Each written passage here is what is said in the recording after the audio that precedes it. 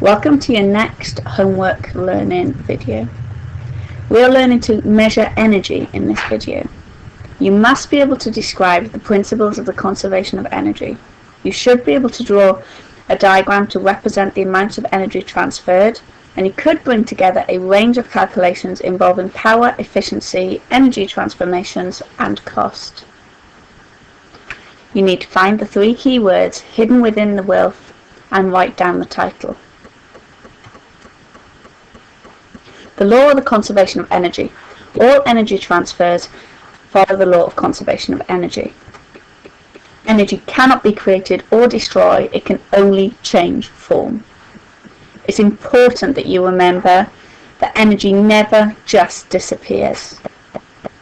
The total amount of energy always stays the same. Total input equals total output. In most energy transfers, the energy is transferred in several forms, which may or may not be useful. And energy is transferred to unwanted forms of energy is known as wasted energy. This is a Sankey diagram. Sankey diagrams summarize all the energy transfer taking place in a process. The thicker the arrow or the line, the greater the amount of energy involved. For an electric lamp, this one is for, so you can see that there's 100 joules of energy going in, 10 joules, so a very thin arrow, for light energy coming out, and then 90 joules of heat energy is coming out as well. Now this is the wasted energy in the case of an electric lamp because we want light. So how is energy efficiency calculated? The energy efficiency of a device can be calculated using this formula. Energy efficiency equals the useful output energy over the total input energy.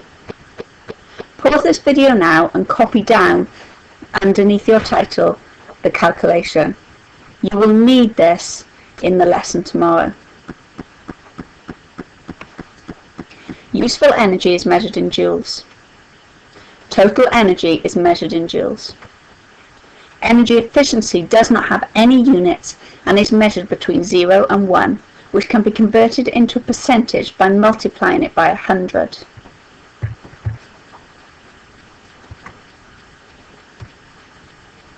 Calculating the efficiency of a bulb is done very easily. For instance, if your question was, this is a filament bulb, it's supplied with 100 joules of electrical energy which converts 45 joules into light energy. How much is wasted? All you literally have to do is go 100 minus 45, giving you the wasted energy of 55. The next one, what is the wasted one? We've already talked about that on the previous slide. It must be heat, because light energy is what we want, but if you leave a bulb on for long enough, it gets hot. And the last one, what is the efficiency of the bulb? This is where our calculation comes in. Using the formula you've just written down, you can see that the useful energy over the total energy is 45 divided by 100, giving you 0.45 or 45%. Paying for electricity. The amount of electricity transferred to an appliance depends on its power and on the length of time it's switched on for. The amount of mains electricity transferred is measured in kilowatts per hour. 1 unit is 1 kilowatt per hour. If you think about it, this makes sense. The more powerful something is and the longer it's left switched on for, the more it's going to cost you. The equation we use to work this out is energy transferred equals power times time.